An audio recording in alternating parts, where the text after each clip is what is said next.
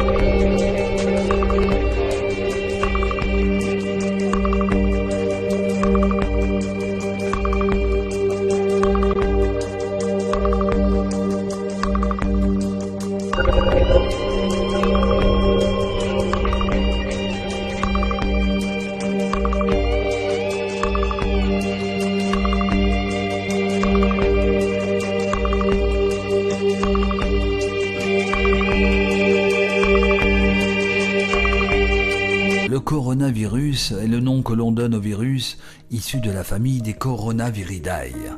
Chez l'humain, le germe pathogène peut entraîner de simples maladies comme le rhume, mais peut aussi être responsable de graves épidémies, comme c'est le cas depuis fin 2019 avec le coronavirus venu de Chine. Mais revenons un peu en arrière, car oui, les coronavirus ont existé avant, et si dans la majorité des cas ils entraînent des infections asymptomatiques ou bénignes, ils peuvent également provoquer des épidémies. Ce fut le cas entre 2002 et 2003 avec le CRS-CoV lié à un syndrome respiratoire aigu sévère. Partie de la province de Guangdong au sud-est de la Chine, l'infection a touché une trentaine de pays dans le monde. Elle était sans symptômes dans certains cas, ou source de fièvre, de toux sèche, de douleurs musculaires, de céphalée, de fatigue importante voire de détresse respiratoire aiguë. Au total, 774 décès ont été recensés. Grâce entre autres à l'alerte mondiale générée par l'OMS, l'épidémie a pu être contrôlée. Mais en 2012, le pays de l'Arabie Saoudite est également touché par un coronavirus appelé MERS-CoV.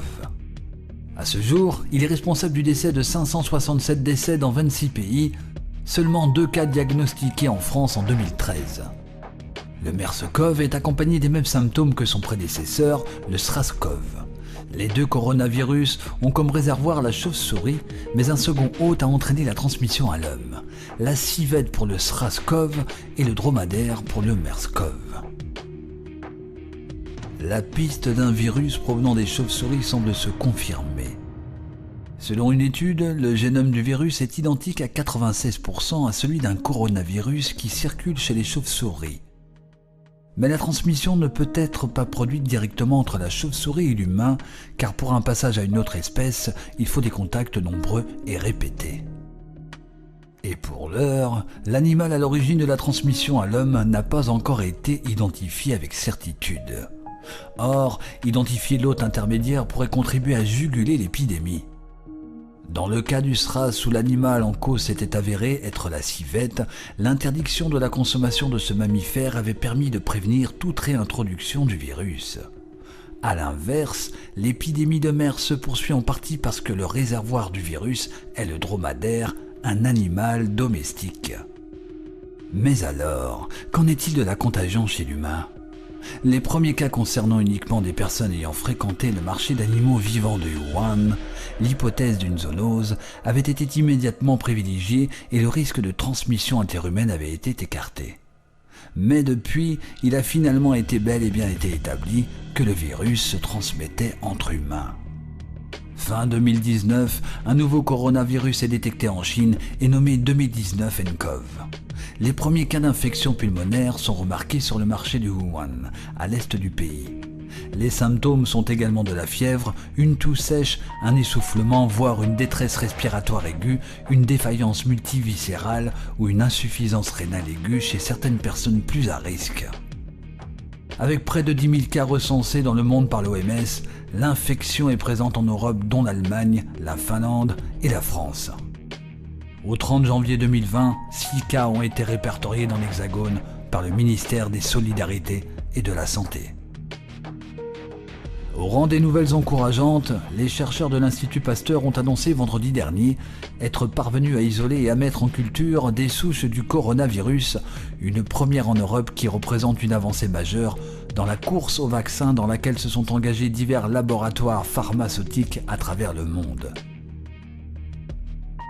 Mais même en allant très vite, et je cite, « Aucun fabricant n'est capable d'avoir un vaccin prêt pour l'été, ni même l'automne », a estimé dans la foulée Stéphane Bancel, directeur général de la société biotechnologique américaine Moderna Therapeutics. Or, selon lui, il est très dur de prédire aujourd'hui si la situation va être grave à l'automne ou si le virus aura complètement disparu.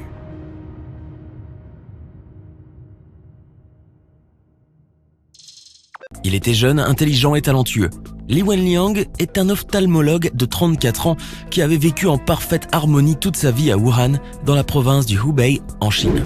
Mais à partir de décembre 2019, sa vie va prendre un tournant tragique que personne n'aurait pu prédire auparavant. Aujourd'hui, nous allons tout vous raconter sur Li Wenliang et le destin tragique de ce héros qui a tenté de prévenir et de sauver l'humanité au prix de sa vie. On commence. Tout a commencé en décembre. Li Wenliang ne pensait certainement pas à mal lorsqu'il a diffusé en décembre 2019 un message destiné à ses collègues sur sa messagerie personnelle WeChat. L'ophtalmologue originaire de Wuhan, de 34 ans, tentait de prévenir qu'il avait découvert que 7 personnes provenant du même marché aux poissons de la ville étaient contaminées par une sorte de virus inconnu qui ressemblait beaucoup au SRAS. Un syndrome respiratoire aigu sévère, un virus mortel que la Chine connaissait déjà puisqu'il était apparu dans le pays en 2002 et avait déjà fait près de 800 victimes. Il a ajouté dans son message que ces malades étaient en quarantaine à l'hôpital où il travaillait dans la ville de Wuhan. Ainsi, il conseillait simplement à ses amis médecins de prévenir leurs proches des dangers de cette maladie nouvelle. Le virus dont il paraît serait officiellement identifié par les autorités chinoises comme le 2019 nCoV, quelques jours plus tard. De simples mots qui ont eu pourtant l'effet d'une bombe et qui se sont vite transformés en capture d'écran virale. En voyant son message se répandre à une vitesse folle, Li Wenliang a compris que sa vie allait basculer et qu'il allait certainement être puni pour avoir divulgué une information non officielle. Et pourtant, tout était parti d'une bonne intention. Convoqué pour divulgation d'informations non officielles. Et le docteur avait bien eu raison de se soucier de cela, car c'est exactement ce qui s'est produit. La nuit du 30 au 31 décembre, les autorités de la ville de Wuhan l'arrêtent aux côtés de 7 autres médecins. La police les accuse d'avoir diffusé des rumeurs. Ils leur font subir des entretiens sévères, puis leur font signer une lettre dans laquelle ils sont accusés de diffuser des rumeurs en ligne et de causer de graves perturbations de l'ordre social. La lettre que doit signer Li Wenliang contient aussi « Vous écrivez des commentaires mensongers sur Internet. Serez-vous capable de cesser ces actions illégales ? Nous vous mettons sévèrement en garde. Si vous continuez vos activités illégales, vous allez être poursuivis par la loi. Comprenez-vous ?» Li Wenliang accepte et signe. Avant de les relâcher, ils ordonnent verbalement et sévèrement à Li Wenliang et aux 7 autres médecins de cesser immédiatement de s'exprimer publiquement sur ce qui allait bientôt devenir l'épidémie à échelle mondiale que nous connaissons tous. Une épidémie qui a fait à ce jour au moins 1355 morts et plus de 60 000 personnes contaminées. Mais cela, à l'époque, personne ne s'en doutait et l'ophtalmologiste va alors retourner travailler sans savoir que le pire l'attendait. À son tour contaminé. Le lendemain de leur arrestation, le gouvernement chinois va signaler à l'Organisation mondiale de la santé que plusieurs cas de pneumonie d'allure virale avaient été déclarés dans la ville de Wuhan. Pure coïncidence ? Non, puisque le 7 janvier 2020, les autorités chinoises indiqueront officiellement avoir identifié un nouveau coronavirus dans le pays. Le 11 janvier 2020, un premier patient décède dans le pays. 2 jours plus tard, la Thaïlande annonce à son tour être touchée par le nouveau coronavirus et d'autres pays voisins suivront ensuite. Ce qui n'était au départ qu'une rumeur se transforme alors en un véritable cauchemar. Le 10 janvier 2020, le docteur Li Wenliang s'occupe d'une patiente atteinte d'un glaucome sans savoir qu'elle est infectée par le coronavirus. Celui qui a été réduit au silence va alors voir ses craintes se réaliser, puisque lui aussi va se mettre à son tour à tousser et se sentir très fiévreux. Une fois rentré à la maison, il contamine aussi sans le savoir ses 2 parents, son fils de 5 ans et sa femme enceinte de 4 mois. Toute la famille de Wenliang est désormais infectée par le coronavirus. La situation du médecin Li Wenliang s'aggrave et il est finalement hospitalisé le 12 janvier 2020. C'est à ce moment-là qu'il décide de rendre publique son expérience. Il critique l'inaction du gouvernement chinois. Il continue de donner des informations sur le virus et est proclamé héros du jour au lendemain. À ce moment, j'étais confus car le gouvernement continuait de répéter qu'il n'y avait pas de transmission interhumaine et qu'aucun membre du corps médical n'avait été contaminé. Va-t-il déclarer lors d'une interview pour le magazine d'investigation Kexin. Mais malgré un état très critique, le jeune médecin affirmait vouloir reprendre son poste à l'hôpital une fois guéri et déclarait qu'il serait en première ligne pour affronter la maladie. Le 20 janvier 2019, le gouvernement chinois reconnaît que la transmission interhumaine est possible. 3 jours plus tard, grande surprise, toute l'agglomération de Wuhan a été mise en quarantaine. Le gouvernement chinois prend des mesures nécessaires et fait tout pour tenter d'arrêter la propagation de la maladie. Il lance le 24 janvier un projet fou défiant l'impossible, faire construire un hôpital pouvant accueillir jusqu'à 1500 malades en 10 jours. Le 28 janvier, la Cour suprême de justice de Pékin juge que le pays aurait pu mieux faire face à l'épidémie et s'y préparer si la rumeur lancée par le docteur Li Wenliang avait été prise au sérieux. Forcés de justifier sa réaction tardive et de faire des aveux francs, les dirigeants de la province du Hubei tentent de se déresponsabiliser en déclarant que les lanceurs d'alerte n'ont pas été arrêtés mais simplement rappelés à l'ordre pour avoir fait une erreur en employant le terme SRAS. Ce sont des excuses qui n'en sont évidemment pas et qui vont déclencher une horde de critiques sur les réseaux sociaux, suscitant ainsi la rage des internautes. En revanche, pour sa part, le maire de Wuhan s'est excusé d'avoir retardé la diffusion d'informations sur le coronavirus dans une interview à la télévision chinoise. Néanmoins, il a rappelé qu'il n'avait rien pu faire car il n'avait pas reçu l'autorisation de l'État. Et le 30 janvier, vu la vitesse à laquelle se répandait le coronavirus, ce fut le tour de l'OMS de décréter l'urgence sanitaire mondiale. Depuis, la position du gouvernement a radicalement changé. Les lanceurs d'alerte, comme le docteur Li Wenliang, sont passés de menaces pour les autorités à des anges en blanc, tels que l'opinion publique les a qualifiés. Quant à Li Wenliang, toujours hospitalisé, il ne pouvait que suivre le désastre, impuissant, depuis son lit d'hôpital. Le drame. Le peuple chinois s'est réveillé le matin du 7 février avec une terrible nouvelle. Le médecin dont l'état s'empirait depuis quelques jours a émis son dernier souffle la veille même.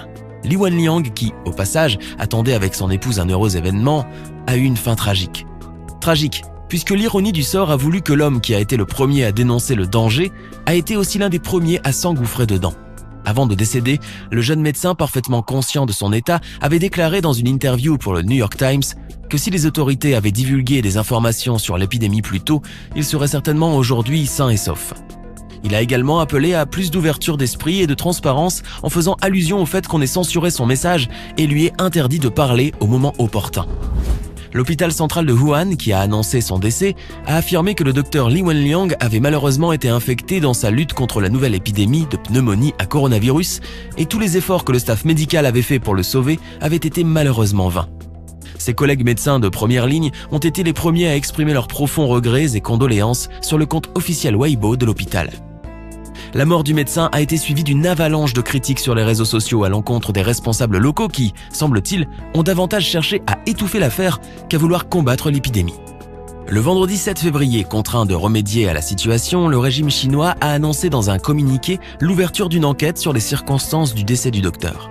En effet, l'organe du Parti communiste chinois, PCC, chargé de lutter contre la corruption, a affirmé qu'une équipe serait envoyée à Wuhan pour faire un état des lieux exhaustif et un rapport sur les circonstances qui entouraient la mort du docteur Li Wenliang et les jours qu'il a passés avant son infection. En guise de réponse, les autorités locales de Wuhan ont envoyé une vidéo montrant la situation chaotique des hôpitaux de la ville. Ceux-ci étaient débordés par l'afflux de malades qui étaient pris en charge par un personnel médical complètement dépassé. Il manquait même d'équipements de protection pour se prémunir du virus. La commission anticorruption du parti a également affirmé que des sanctions allaient être prises à l'encontre des responsables locaux auxquels on a reproché d'avoir voulu faire taire les lanceurs d'alerte, mais il n'est pas certain que cela suffise à calmer la colère de l'opinion publique. Un véritable héros des temps modernes. L'annonce du décès de Li Wenliang, faite par les médias d'État, a rapidement fait le tour des réseaux sociaux. Le médecin de 34 ans est devenu un véritable héros pour avoir tenté d'alerter le monde avant que l'épidémie ne prenne le dessus. Beaucoup le remercient et certains assurent que l'histoire se souviendra de lui. Depuis, il a plus des centaines d'images de bougies sur les réseaux sociaux pour exprimer le deuil et des messages d'adieu inscrits jusque dans la neige en gros caractères. Le médecin fait désormais figure de héros national face à des responsables locaux jugés lâches et peureux et accusés d'avoir caché les débuts de l'épidémie. Certains internautes remontés ont confié que cette histoire ne devrait pas être pardonnée ni passée aux oubliettes. Une répression qu'ils ont dénoncée avec un hashtag désormais censuré, mais qui a eu néanmoins le temps de beaucoup circuler. Nous voulons des excuses publiques du gouvernement et de la police de Wuhan. Pour canaliser cette colère, certains individus et institutions ont proposé d'apporter une aide financière à la famille du jeune médecin.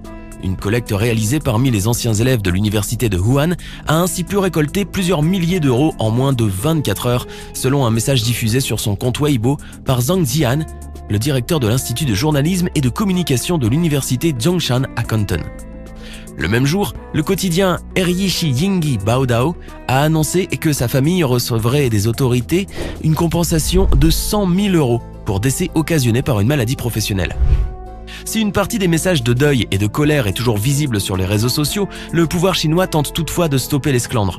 Un internaute a d'ailleurs pointé du doigt dans un commentaire sur Internet, qui a été censuré par la suite, ces fonctionnaires qui s'engraissent avec l'argent public, les accusant de ne pas faire leur travail comme il se doit.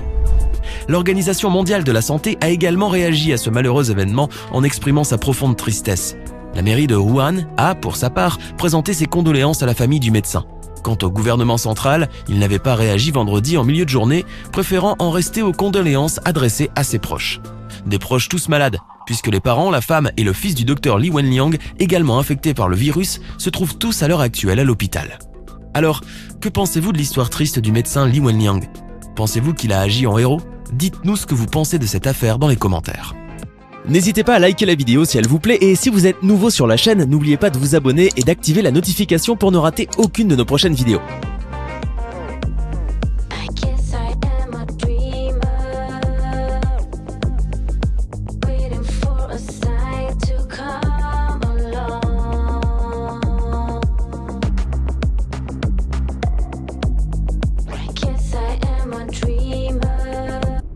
Les coronavirus forment une immense famille de virus infectant principalement les animaux.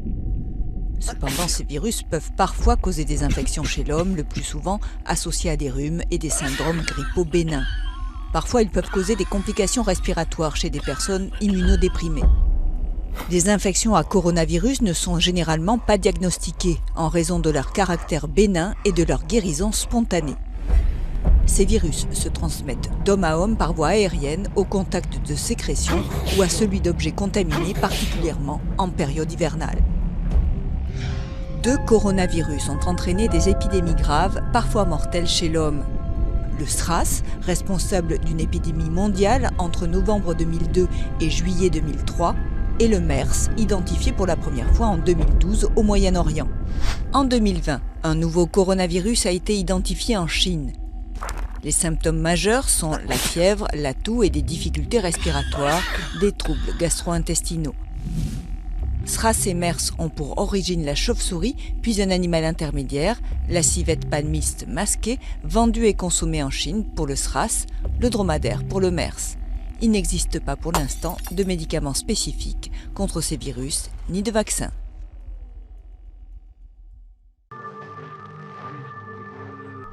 Pékin, habituellement bondé le lundi matin, a des allures de ville fantôme. Après une baisse significative avant le week-end, le nombre de nouveaux cas de coronavirus a considérablement augmenté hier en Chine. 97 personnes sont décédées, ce qui constitue le bilan le plus lourd en une journée. Ce lundi marque aussi la reprise de l'activité dans le pays après les vacances du Nouvel An lunaire. Mais avec l'épidémie, la reprise s'annonce compliquée. Pékin tente de parer au problème. 指导零售企业及时调运补货，增加上货的频次，及时向社会发布市场供给的状况，引导消费者理性消费。 Des experts de l'OMS se sont envolés vers la Chine pour enquêter sur l'épidémie. Une épidémie que les autorités de Pékin auraient sous-estimée et ont essayé de cacher selon de nombreuses sources chinoises. Après la mort du jeune médecin qui avait été réprimandé pour avoir donné l'alerte fin décembre, plusieurs intellectuels et médecins les ont appelés à cesser de restreindre la liberté de parole et d'arrêter de faire sa sécurité politique la seule priorité.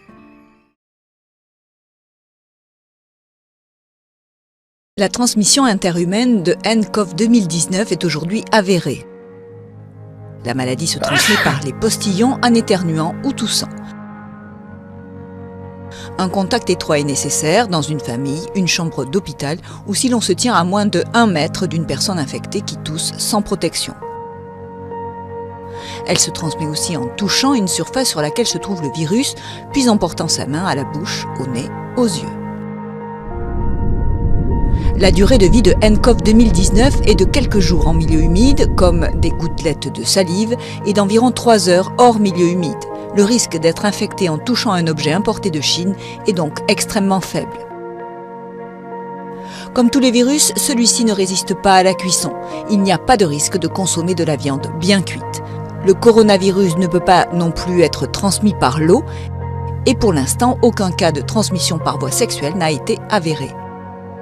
Les mesures d'hygiène standard, lavage de mains régulier, nettoyage des surfaces, tout ou éternuement dans son coude ou dans un mouchoir en papier que l'on jette sont... Bonjour, je m'appelle Paul Ben Ki-moon, je suis médecin de formation et journaliste au Monde où je traite des questions de santé.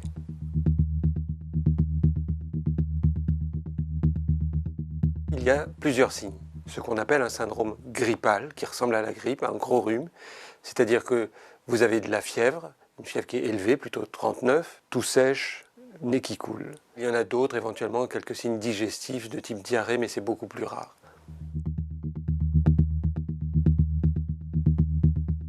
Il faut appeler un médecin, votre médecin traitant de préférence. Éventuellement, il y a des services de permanence de soins, donc un médecin de ville que vous appelez en priorité et que vous appelez aussi pour voir avec lui s'il y a lieu de venir à son cabinet et qu'il ait le temps d'organiser votre arrivée dans son cabinet sans poser de problème pour d'autres personnes qui seraient en salle d'attente. Ça n'est que quand il y a des cas plus sérieux, avec des signes plus importants, des difficultés respiratoires, qu'il faut appeler le 15, le SAMU, le 15 est submergé d'appels et donc il faut réserver l'appel au centre 15 uniquement dans les cas sérieux avec des difficultés respiratoires et le 15 oriente à ce moment-là.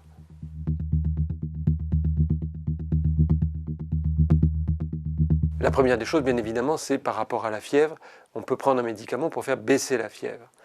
Les médecins maintenant recommandent de prendre du paracétamol, il y a beaucoup de spécialités, Doliprane et autres, et pas de prendre de l'ibuprofène, il y a de l'Advil et d'autres médicaments comme ça, donc paracétamol et non pas ibuprofène, car l'ibuprofène c'est un anti-inflammatoire, et cet anti-inflammatoire risque de faire flamber l'infection, de renforcer l'infection. Donc paracétamol en cas de fièvre, c'est évidemment la première des choses à faire.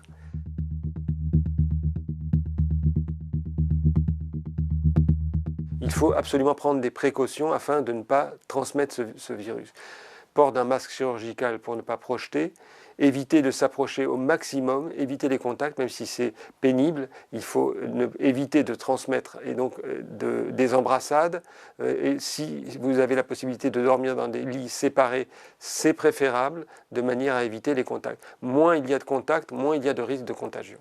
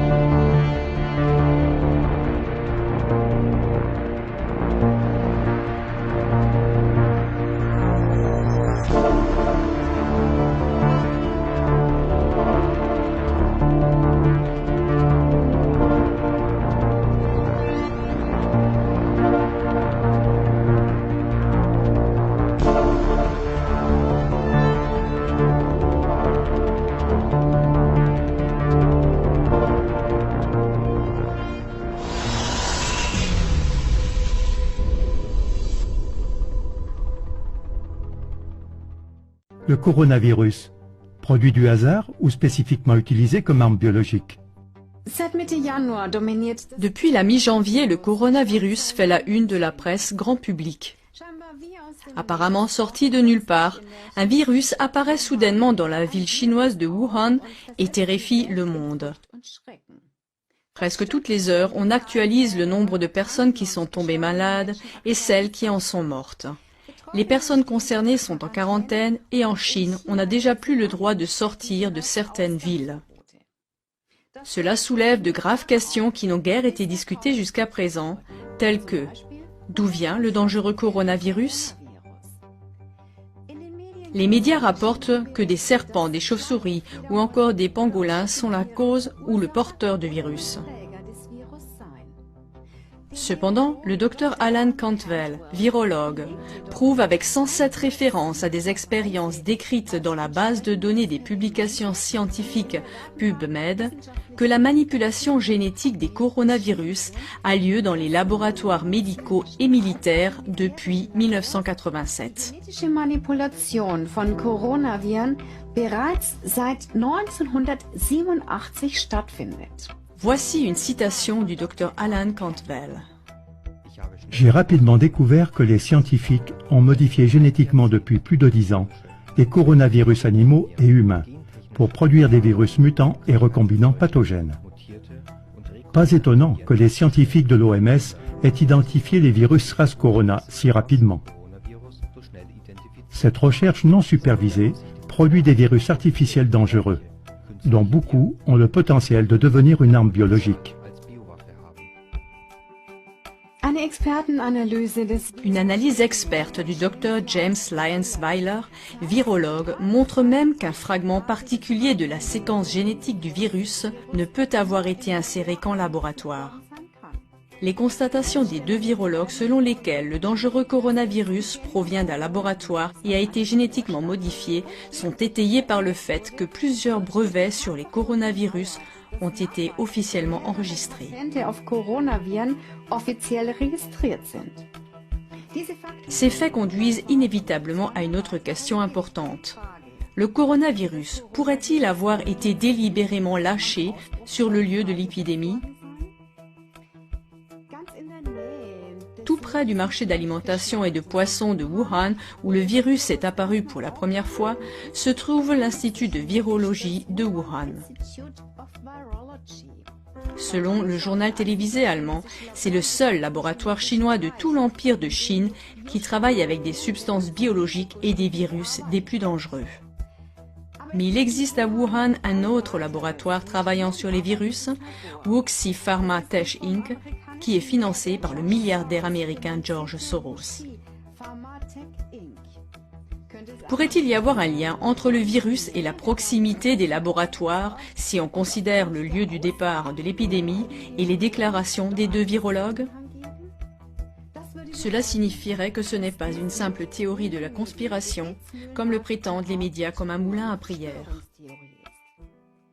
Il est particulièrement intéressant de noter que les événements de Wuhan rappellent le polar The Eyes of Darkness de l'écrivain américain à succès Dean Koontz, publié en 1981.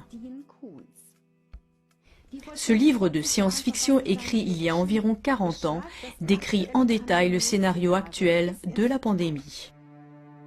Un virus provenant d'un laboratoire d'armes biologiques chinois à Wuhan déclenchera une pandémie en 2020. Des gens mourront d'insuffisance pulmonaire. Nous sommes donc en présence d'incroyables similitudes. Le déclencheur, un virus. D'où vient celui-ci? D'un laboratoire d'armes biologiques en Chine. Dans quelle ville? Wuhan. Quand? En l'an 2020. Avec quelles conséquences? Des personnes meurent d'une insuffisance pulmonaire.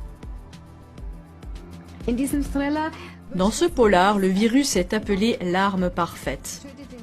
Il tue l'ennemi sans combat et sans dévaster le pays. Des événements historiques d'une grande portée ont été prédits avec précision à de nombreuses reprises, comme le montre notre émission « Les crises globales ». Une autre indication que le coronavirus pourrait également être une arme biologique militaire ciblée est le fait que certains peuples, en particulier les Chinois et les Japonais, sont génétiquement beaucoup plus menacés par le coronavirus que d'autres peuples, comme les Arabes et les Européens. Stärker gefährdet sind als andere Völker, wie zum Beispiel Araber und Europäer. Notre pays a instruit le gouvernement de prendre toutes dispositions pour éviter la propagation de la maladie au niveau du pays. Dans ce cadre, à l'occasion du dernier Conseil de ministres, le ministre de la Santé a présenté un certain nombre de mesures que nous devons prendre en urgence pour protéger les populations. Et ces mesures sont donc mises en application dès aujourd'hui. Nous sortons donc du conseil de cabinet. Je suis accompagné du ministre de la Santé qui est là, monsieur le ministre de la Communication, madame le ministre de la Famille ainsi que les membres du cabinet de la primature. Nous sommes donc venus à l'hôpital de l'Amitié pour rendre visite au père Giovanni, qui est un sujet italien qui travaille ici dans le pays depuis plusieurs années, qui a été mis en quarantaine depuis son retour d'Italie, au moins une semaine, et dont le cas de la maladie de coronavirus a été détecté. Donc aujourd'hui, il est ici admis dans les locaux de l'hôpital de l'Amitié. Donc le gouvernement a pris des dispositions pour que un centre de traitement y soit prêté. Il est admis en soins. Nous venons donc à l'instant de lui rendre visite et les résultats nous rassurent puisque nous l'avons retrouvé debout. Il s'exprime très bien, il nous dit qu'il ne fait plus la maladie. Il suit les informations à la radio, il communique avec l'extérieur au moyen de son téléphone. Donc ce qui est très encourageant. C'est pour ça que je voudrais profiter de l'occasion que vous me donnez pour rassurer au nom du président de la République et en celui du gouvernement toute la population centrafricaine. Je voudrais les rassurer que c'est une situation qui arrive. Dans notre cas, il s'agit d'un cas qui est importé puisque le premier malade donc rentre d'un voyage. Mais nous avons pris toute disposition pour ne pas que la pandémie puisse s'étendre, puisse évoluer, mettant donc en péril la vie, la santé de nos populations. Donc ce que nous venons de voir est très rassurant. Les services du département de la santé sont mis en alerte, ont été efficaces. Contrairement à ce qui a été dit dans la presse, notamment dans le journal Hirondelle ce jour, le patient n'est pas mort. Il est en vie, il se porte bien, il ne fait plus de température, ce qui est très encourageant. Aussi, je voudrais attirer l'attention de certains de nos compatriotes sur les messages qu'ils doivent véhiculer. Le coronavirus est une pandémie qui a fait des ravages, comme vous le savez, dans beaucoup de pays. Ça a donné lieu à des mesures de prévention. Donc c'est un cas qui est sérieux et qu'il faudrait traiter avec tout le sérieux. Donc j'exhorte tous les compatriotes à être responsables, à ne pas propager de fausses nouvelles de façon à faire peur donc à nos concitoyens. Le coronavirus, au début, quand vous en avez entendu parler, vous avez fait des blagues dessus, parce que bon, la Chine, c'est loin, et puis, le virus, il s'appelle Corona, quoi. Sauf que là, maintenant, ça vous fait plus trop marrer, parce que ça se rapproche sérieusement, et que vous lisez tout et son contraire. On va faire un peu le tri avec... Allez, on fait le tour du coronavirus en quelques questions et on va commencer par le commencement, à savoir, c'est quoi exactement le coronavirus? Les coronavirus, c'est une famille de virus en forme de couronne, d'où le nom. Au départ, ils sont présents chez les animaux, comme la chauve-souris en l'occurrence, mais ils peuvent passer chez l'homme et provoquer des atteintes respiratoires, comme en ce moment. Jusqu'ici, il y avait eu 6 types de coronavirus transmissibles à l'homme, 4 pas trop méchants et 2 qui avaient été responsables d'épidémies comme le SRAS et le MERS dans les années 2000 et 2010. Pourquoi on dit que c'est nouveau? La famille des coronavirus, on la connaît depuis un petit moment, c'est pour ça qu'on en parle dans des BD, dans des bouquins ou sur des étiquettes de désinfectants. Mais un virus, il peut pas vivre comme ça dans la nature, il a besoin d'être à l'intérieur d'un être vivant pour se développer. Du coup, ils ont la capacité d'évoluer, de muter pour s'adapter à l'espèce dans laquelle ils squattent. Et ça donne une nouvelle forme de virus comme le Covid-19 en ce moment parce que c'est ça son petit nom. Par exemple, là, il a fallu qu'il évolue dans un premier temps pour pouvoir passer chez un mammifère. On parle du pangolin, mais on n'est pas encore bien sûr. Et puis ensuite, il a fallu qu'il s'adapte une deuxième fois et qu'il évolue pour pouvoir passer chez l'homme. Donc en fait, ce virus, c'est juste le petit dernier d'une famille qui a déjà fait parler d'elle dans le passé. Pourquoi il inquiète plus que les autres? En gros, ce qu'on regarde dans une épidémie, c'est est-ce que le virus est contagieux et est-ce qu'il est dangereux? Là, en l'occurrence, on estime que le virus est très contagieux, même s'il y a des moyens assez simples pour éviter sa propagation. Et il a un taux de létalité de 2,3%. En gros, ça veut dire que pour 100 personnes atteintes par le virus, 100 personnes diagnostiquées en tout cas, il y en a un peu plus de 2 qui vont mourir. Par exemple, la grippe, qui est responsable d'à peu près 10 000 morts chaque année en France, elle a un taux de létalité de 0,3%. Pour rester dans les chiffres, et si on veut comparer, l'épidémie de SRAS en 2003, elle avait tué 794 personnes dans le monde. Là, début mars, avec le Covid-19, on en est déjà à 3000. Et puis surtout, la raison pour laquelle les autorités restent hyper vigilantes avec ce virus, c'est que on le connaît pas si bien que ça en vrai, et puis il y a possibilité qu'il évolue encore. Comment ça se transmet ? C'est un virus respiratoire, donc ça se transmet par les sécrétions respiratoires. Juste ça, c'est tout. Alors ces sécrétions, c'est ce qu'on pulvérise un petit peu partout autour de nous quand on tousse ou qu'on éternue, par exemple. Mais on l'a vu, un virus, ça a besoin d'être à l'intérieur d'un être vivant pour pouvoir survivre et se multiplier. À l'extérieur, il ne survit pas longtemps. Donc la conséquence de ça, c'est que pour être contaminé par le virus, il faut être au contact direct d'une personne atteinte. Pour être très concret, on estime qu'il faut qu'une personne atteinte par le virus vous tousse ou vous éternue à moins d'1 mètre du visage pour que vous soyez contaminé. Mais les postillons et les gouttelettes de sécrétion respiratoire, elles peuvent aussi passer de main en main. Genre, je tousse dans ma main, je te serre la main et tu te retires un morceau de kebab entre les dents. Bim. Comment on se protège ? En réalité, l'idée, c'est surtout de limiter la circulation du virus. Le masque, par exemple, c'est pour les malades ou pour le personnel soignant qui s'en occupe. Son efficacité, ça n'a pas été prouvé pour le reste de la population générale, déjà parce qu'il faudrait le porter tout le temps, faudrait être sûr que c'est le bon modèle, et puis ça ne résout pas le problème des mains. Donc, les réflexes à avoir, c'est surtout se tousser dans le coude plutôt que dans la main, utiliser des mouchoirs en papier et les jeter tout de suite après, éviter de se serrer la main et de se faire la bise à tout bout de champ, hein. Ça fait pas plaisir, mais c'est les consignes. Et puis surtout, se laver les mains régulièrement ou utiliser du gel hydroalcoolique pour tuer le virus qui est dessus. Et puis si vous revenez d'une zone à risque et que dans les 14 jours qui suivent, vous avez des petits problèmes respiratoires, vous avez des signes genre grippe, etc., allez pas contaminer tout le monde dans la salle d'attente de votre médecin ou aux urgences, appelez le 15 et ils vous diront quoi faire. Qu'est-ce qui se passe si on est contaminé ?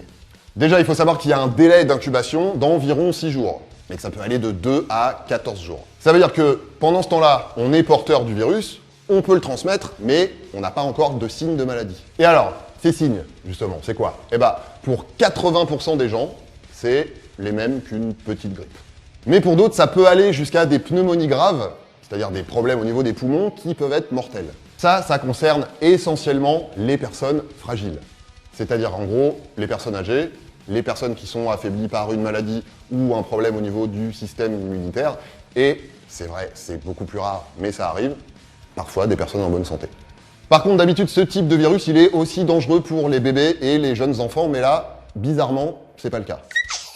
Comment ça se soigne ? Eh ben, il n'y a pas de traitement spécifique, on n'a pas de quoi tuer le virus. On soigne juste les conséquences. Donc, en plus de mettre les patients en isolement pour éviter qu'ils contaminent les autres, on soigne essentiellement les problèmes respiratoires et on attend que le virus meure tout seul. Évidemment, il y a plein de gens dans le monde entier en train de chercher un traitement spécifique pour le Covid-19, mais même s'il y a des avancées un petit peu prometteuses, ça prend du temps. Et pour les vaccins, c'est encore plus long. Et vous avez sûrement entendu parler de la chloroquine, qui est un traitement contre le paludisme.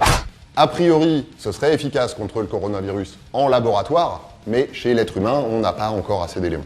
Voilà, ce qu'il faut retenir sur Covid-19, c'est qu'on peut s'en protéger avec des gestes assez simples. On ne sait pas encore tout sur lui, mais il y a pas mal de monde qui le tient à l'œil. Par contre, il peut encore évoluer. Si vous avez des questions, vous pouvez appeler le numéro vert qui a été spécialement mis en place au 0800 130 000 ou aller sur le site dédié. Juste levez vos mains pour qu'on voit. Voilà, vous avez des gants également. Vous savez qu'avec cette tenue, vous allez inquiéter beaucoup de gens qui nous regardent.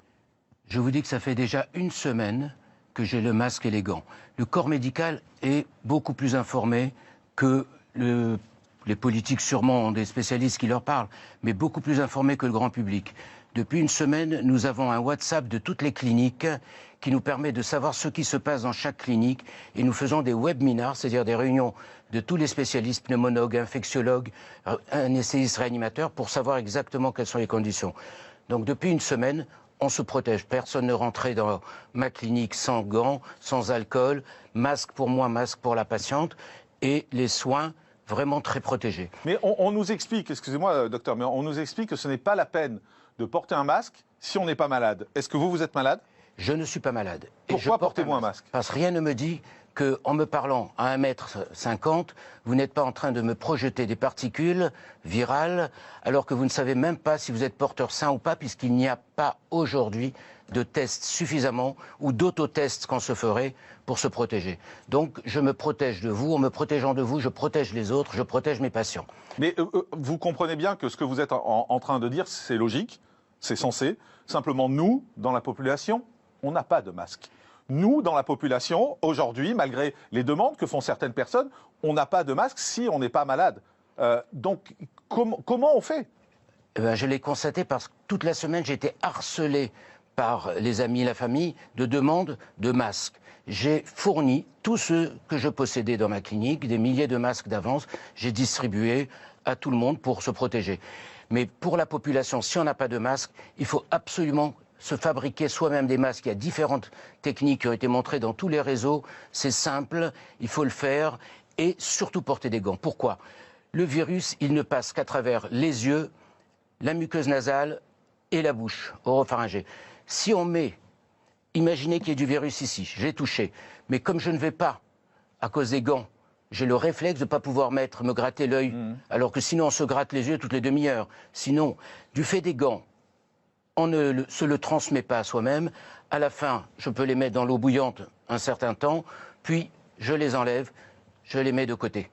Combien de temps il faut garder ces gants jetables, si on en trouve encore en pharmacie? Parce que ça a l'air très compliqué. Pour tout vous dire, pour l'équipe, j'ai voulu qu'on achète des gants tout à l'heure pour les gens de l'équipe. On est allé dans la pharmacie, il n'y en a plus un. Alors, si on n'a pas de gants jetables, on met les gants en cuir que vous avez devant les mains. C'est ce que j'ai fait moi. Les gants en cuir, vous mettez, vous en servez partout. Partout. Mais évidemment, grâce au cuir, vous n'allez pas le mettre sur le visage. Vous arrivez, l'eau bouillante dans votre lavabo, vous les sortez l'un avec l'autre, vous savez, quand on sort un gant, on les laisse soit sur le radiateur. À la chaleur. À la chaleur, soit dans le réfrigérateur, aussi idiot que cela paraisse, dans le congélateur. Il faut avoir 2 paires de gants, comme ça on prend les autres si on doit faire quelque chose et on change. Mais vous, aujourd'hui, vous dites aux gens qu'il faudrait porter un masque? Parce que on est bien d'accord, docteur, c'est votre position, mais elle est à l'inverse de ce que dit le ministre de la Santé. Elle est à l'inverse de ce que dit le directeur général de la Santé. Tous nous disent, vous n'avez pas besoin de masque si vous n'êtes pas malade. S'il y avait assez de masques pour tout le monde, ils auraient dit porter des masques. Ma réponse est claire. Elle n'est pas politique. Je ne suis pas un politique, je suis un médecin, je conseille. S'il y avait suffisamment de masques aujourd'hui pour tout le monde, les 15 millions qu'ils ont libérés ou je ne sais combien, ça ne suffit pas.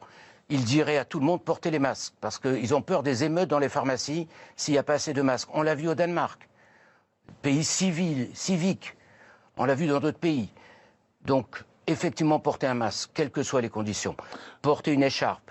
Une écharpe autour... Vous savez, toutes les lingettes, il y a toutes les astuces pour mettre les lingettes. Mais aujourd'hui, on est quand même également dans une situation où on va dans le métro, on va dans le bus, on touche ces fameuses barres en fer, on est collé avec des gens, il y a des RER qui sont pleins ce matin, on a vu les images.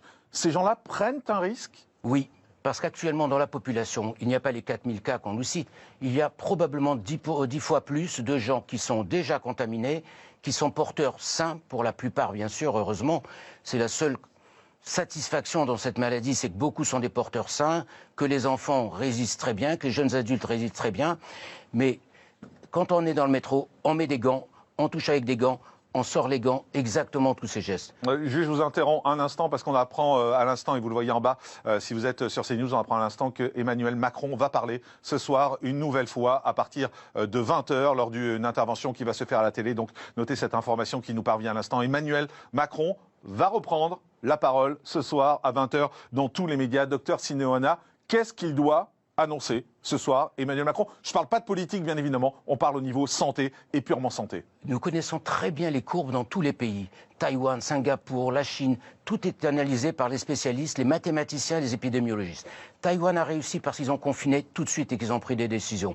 Israël, avec très peu de cas, interdit que 2 personnes soient à moins de 2 mètres, non pas 1 mètre l'un de l'autre.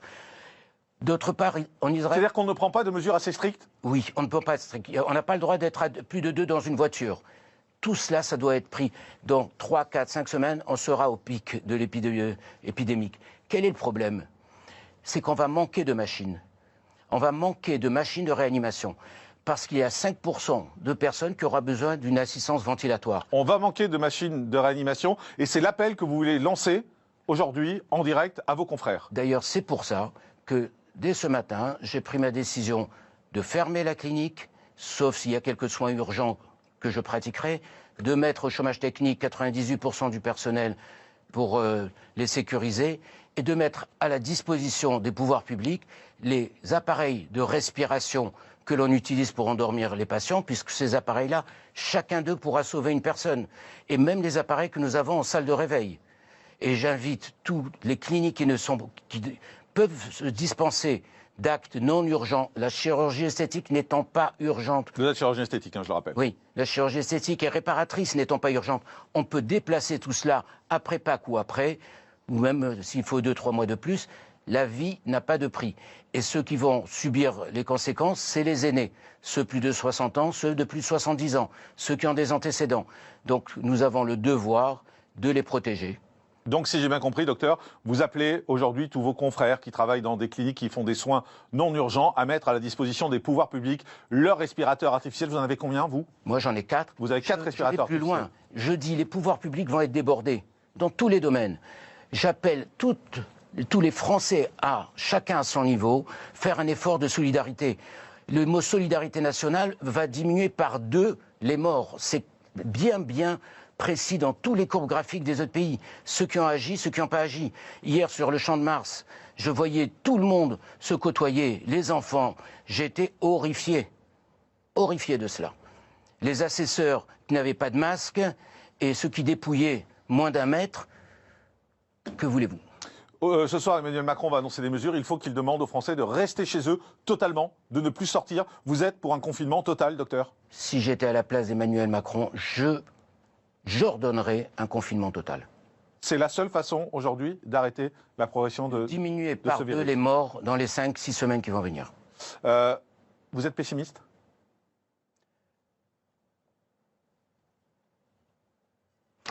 Entre le pessimiste et l'optimiste, personne ne sait qui a raison. Donc je préfère être un optimiste, je vivrai mieux jusque-là, ces 5 semaines. Vous savez que votre silence a été terrible. Et les secondes de silence que vous venez de faire avant de répondre à ma question, c'est terrible. Je sais. Vous avez une idée de ce qui peut se passer dans les jours qui viennent? Pour ceux qui ne sont pas informés, je peux donner les chiffres. Mais c'est terrible. Est-ce que c'est à moi de les donner? Il y a des infectiologues, il y a des spécialistes pour en parler. En tout cas, plusieurs milliers de morts. Mais entre 50 et 300 000, suivant les précautions et les décisions rapides qu'on va prendre. Entre 50 et 300 000 morts en France? C'est les derniers articles que j'ai lus ce matin. D'accord. Et 50 000, la fourchette la plus basse, à partir du moment où toutes les mesures sont prises, à partir du moment où toutes les mesures sont respectées. Je vais dire les choses, vous avez hésité avant de venir sur ce plateau. Vous allez rester confiné chez vous? Je suis confiné depuis hier matin, je suis venu pour vous. Merci, docteur Siné-Ohana. Merci d'avoir donné un discours un peu différent, c'est vrai, de ce qui est dit, mais c'est intéressant parce que vous êtes un chirurgien. Vous êtes un chirurgien.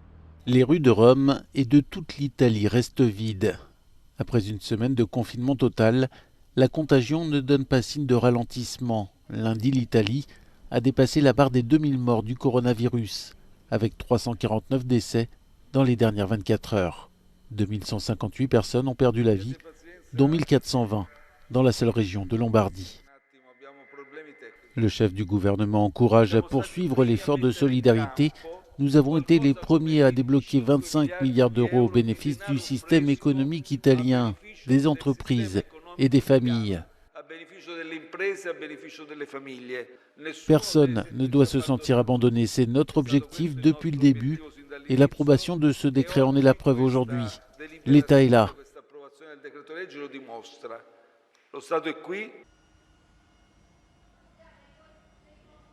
Selon les experts, le confinement total auquel s'astreignent les Italiens devrait présenter des résultats à partir du week-end prochain. Cela fera alors 10 jours d'isolation pour l'Italie, 15 jours pour la région de Lombardie, la région d'Europe qui paye le plus lourd tribut dans cette crise sanitaire sans précédent. Comment éviter d'être contaminé par le coronavirus? Lavez-vous régulièrement les mains. Lavez-les soigneusement à l'eau et au savon, tant la paume que le dos, mais aussi entre les doigts.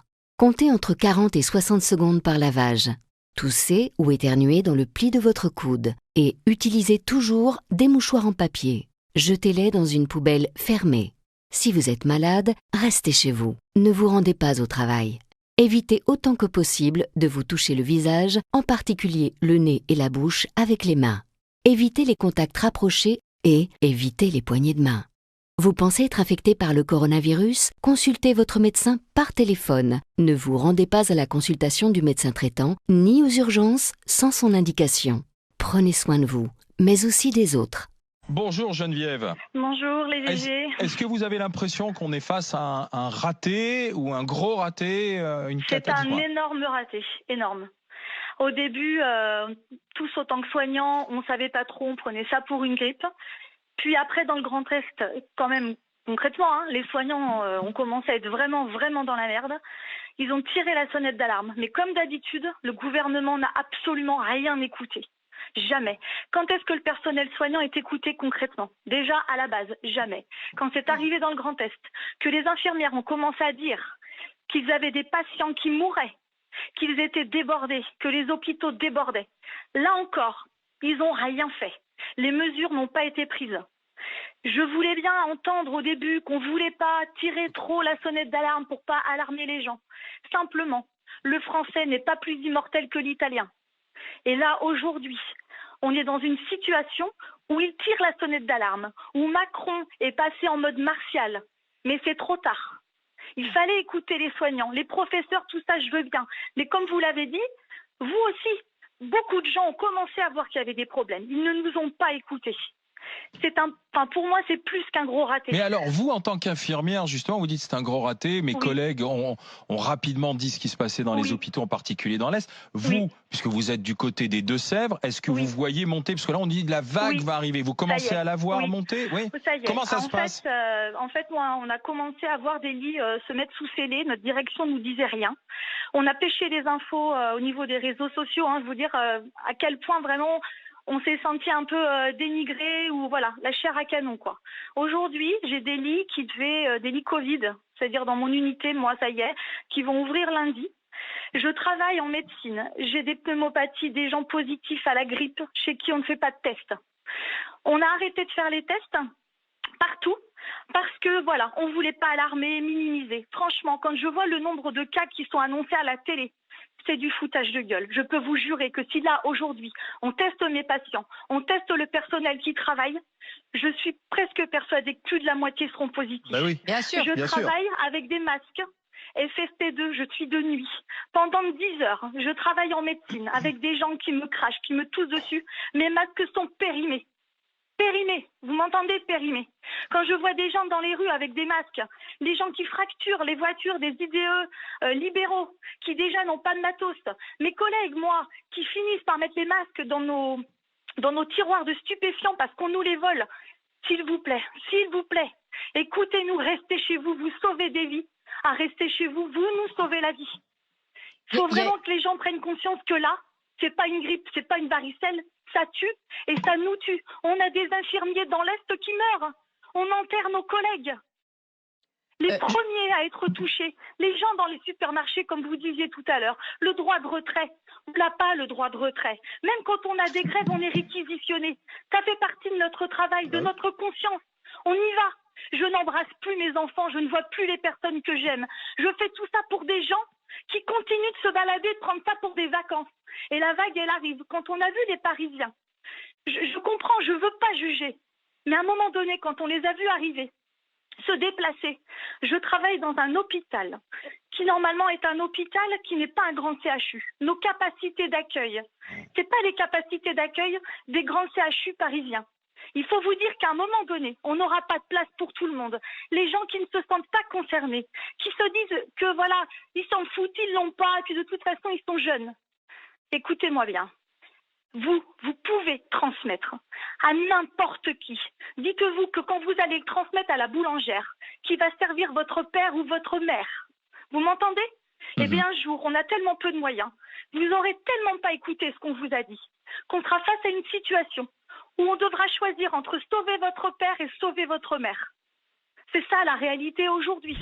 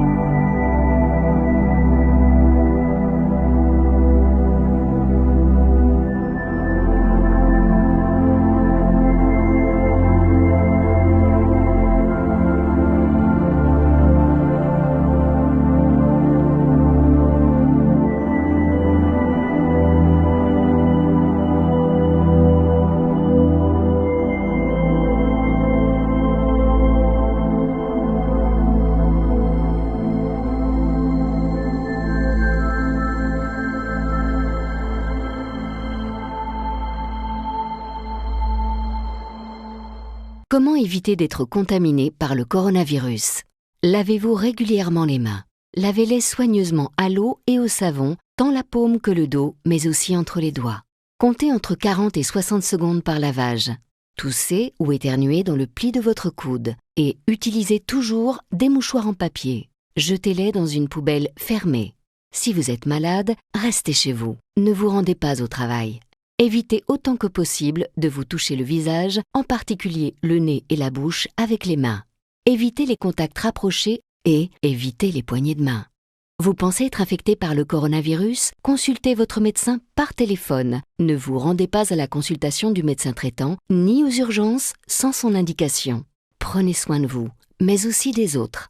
Plus d'informations sur info-coronavirus.be. ou appelez le numéro gratuit 0800 14 689. Tous les voyages scolaires à l'étranger sont annulés. Oui, oui, et il n'y a pas que cela. Et Il non. y a énormément la peur en ce moment, la peur du coronavirus. Conarovirus, Hein? c'est ça. Je crois que c'est exactement le mot. J'arrive pas à dire Non, l'autre mot. c'est celui-là Mais qui me convient. conarovirus, moi, ça me va tout seul. Voilà.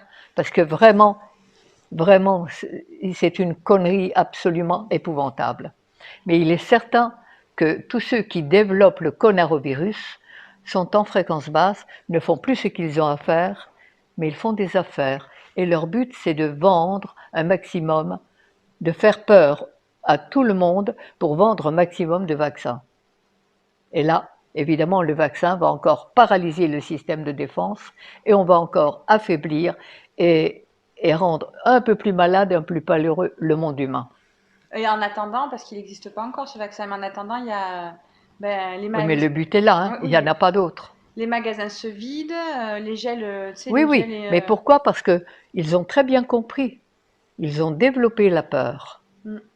Et la peur du coronavirus, la peur de la maladie, évidemment, ça va faire vendre des vaccins pour se protéger.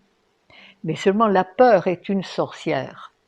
La peur est vraiment la force destructrice et négative la plus grande. Quand on a peur, qu'on écoute la peur, on fait exactement le contraire de ce qu'on devrait faire pour aller dans le bon sens, celui de la vie. Et ça, c'est très grave. C'est un peu débile aussi de Et s'en développer prendre la peur, c'est de l'assassinat. C'est un peu débile de s'en prendre à un virus, à quelque chose qui Mais est dans l'air. le virus, comme le disait Pasteur, juste Avant à de la mourir, fin, ouais. avant de mourir, le microbe n'est rien, c'est le terrain qui est tout. Alors il est certain que les microbes et les virus, comme tous les parasites, ne peuvent arriver que sur un terrain bien empoisonné qui essaye d'évacuer toutes ces saletés. Et ils viennent pour se régaler. À la limite, le conarovirus est... Un système de nettoyage, Tout à fait, un système tout d'alerte. à fait, tout à fait. Il est écologique. Alors on ne va pas le combattre, on va nettoyer le terrain. Et renforcer Exactement l'immunité. comme si on voulait tuer les mouches sur une poubelle sale. Alors on peut toujours tuer les mouches. Tant que la poubelle sera sale, elles reviendront pour se régaler de toutes ces saletés. Et tous les virus, tous les parasites ne sont là que pour ça. Ils sont écologiques. Alors ce n'est pas eux qu'il faut tuer, il faut apprendre à nettoyer notre corps et à arrêter de faire mal à la vie, à ses lois, et apprendre à le nourrir avec ce que la nature a prévu pour lui. Alors le coronavirus, s'il vous plaît, n'en ayez pas peur, c'est vraiment une affaire commerciale de la plus haute importance et de la plus grande négativité. Le guide pour aller dans le bon sens. Le voilà.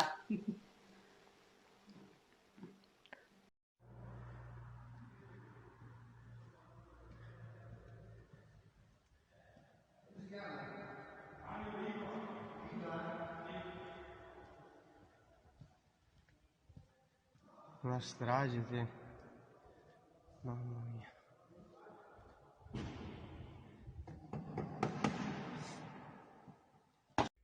Buongiorno cari amici, così solo per darvi un'idea di come siamo messi, l'Eco di Bergamo domenica 9 febbraio, una pagina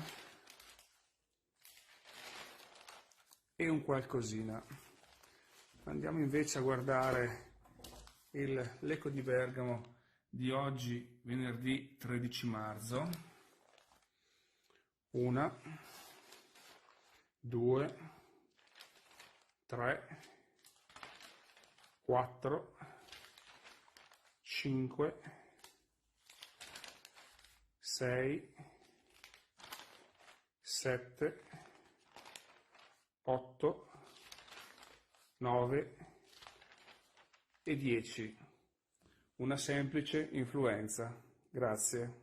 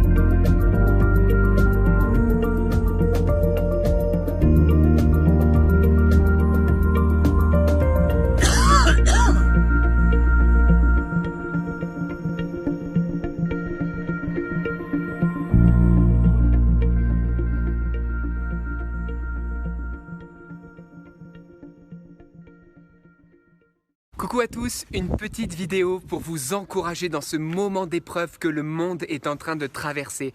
Je suis en ce moment en direct du Liban où je suis parti en retraite de carême dans mon village natal à Hadas Bralbak. Regardez, vous avez le beau clocher Saint-Georges qui est la petite église de chez nous. Et puis regardez la belle plaine de la Beka là juste à côté, c'est très très beau. Enfin bon, juste pour vous dire frères et sœurs qu'il y a de l'espérance. Ne vous laissez pas miner par la peur, morfondre par la peur, mais il y a véritablement une paix qui peut naître en cet instant. Alors oui, clairement c'est sûr, il y a une épidémie, il y a une pandémie, il y a un virus, certes invisible, mais qui fait tant parler de lui. Mais j'aimerais vous dire frères et sœurs, alors bien sûr suivez les recommandations sanitaires, on est d'accord, mais je vous en prie, ne laissez pas la peur entrer dans votre cœur.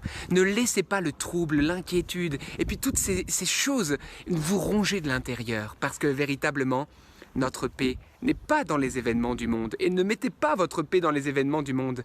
Notre paix est dans une personne, dans la parole d'une personne. Cette personne, c'est Jésus. Frères et sœurs, Jésus, c'est pas un mirage, c'est pas non plus un nuage, c'est une vraie oasis, c'est quelqu'un, c'est une personne vivante, c'est notre origine, c'est notre créateur. Et vous savez, il nous a parlé le Seigneur, sa parole ne change pas. Il nous a parlé il y a 2000 ans, et il nous parle pas seulement dans les moments de joie, il nous parle aussi dans les moments de détresse, de trouble, comme aujourd'hui. Et vous savez ce qu'il nous dit dans Jean 16, versets 32-33, et j'aimerais qu'on se commémore en fait cette parole. Il a dit, voici que l'heure vient, et elle est déjà venue, où vous serez chacun dispersés chez soi.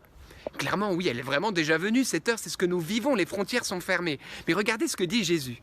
Il déclare, je vous ai dit cela pour que vous ayez en moi la paix. Il n'a pas dit la peur, mais la paix. Frères et sœurs, nous qui sommes chrétiens, notre paix est en lui et il est là le Seigneur. Et ensuite il a dit oui, dans le monde, vous avez à souffrir, mais gardez courage, car moi j'ai bel et bien vaincu le monde. Frères et sœurs, Jésus a vaincu ce virus. Jésus a vaincu cette pandémie. Jésus a vaincu aussi cet esprit de peur qui vient entrer dans nos foyers.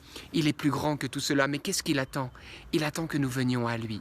Alors comment on fait? Eh bien tout simplement, par la prière, frères et sœurs. Crions vers lui, demandons-lui son aide, réveillons-le alors que les vagues nous submergent et il va venir faire taire cela. Il a besoin de la prière de son peuple. Alors c'est le moment, frères et sœurs, que nous chrétiens, nous nous réveillons, que nous chrétiens, nous soyons des foyers d'espérance pour ce monde qui attend une parole d'espérance. Alors, vous savez aussi, je vais vous donner un remède très puissant contre la peur et également un remède de protection contre toute maladie, c'est le chapelet. Le rosaire, frères et sœurs, la Vierge Marie, qui ne cesse d'apparaître depuis Lourdes jusqu'à Medjugorje, nous dit « Mais priez mes enfants, mon fils se laisse toucher, il vous exaucera en peu de temps. » Moi je vous recommande, priez le chapelet ensemble, en famille. Sur le YouTube NDML, à 19h chaque jour, le chapelet est en live. Soyons en union de prière, si nous ne pouvons pas nous rassembler par les médias, rassemblons-nous et prions avec Marie. Et vous verrez que cette épidémie sera vaincue au nom puissant de Jésus-Christ. Alors voilà, frères et sœurs, également vous n'avez plus accès à la communion. Eh bien frères et sœurs, nous pouvons communier spirituellement. Lisez la parole de Dieu et demandez au Seigneur cette communion spirituelle parce qu'il vous l'accorde. Enfin, que vous dire sinon que ma prière vienne vraiment aujourd'hui, ma prière c'est que le Seigneur vraiment vous bénisse, vous garde dans sa paix, dans sa présence et éloigne de vous tout mal. Et aussi ma prière c'est que vous qui me regardez aujourd'hui, vous soyez des flambeaux d'espérance pour les autres. C'est le moment de passer des coups de fil à vos proches pour prendre de leurs nouvelles. C'est le moment d'avoir soin les uns des autres. Alors, voilà, j'aimerais te dire, franchement, toi qui m'écoutes, n'oublie pas, ne laisse plus la peur entrer dans ton cœur. mais trouve ta paix dans le Seigneur. Que le Seigneur te bénisse et te garde en cette journée, rayonne et resplendit de sa lumière. Donc, on dit soit le petit ban à l'état là, mais on a un Itachi centrafricain, tout, c'était que à la douchi, la prise de conscience. Gouvernement accord à petit tenait que le ça quoi sur toi à qui n'ambi n'a mon na tout c'était que douchi il mou mon qu'on a gouvernement c'était que gilegi il tumba chonkaso na kodrochi mais on a Itachi c'était que conseil surtout à mon vidéo so faut que à la mettre ni la application na terre à l'avenir na dit c'est là et aussi à la informer amena Itachi aussi à la yinka tenir na tu chonga soit je remercie à la Itachi là quand il était Jean Privat.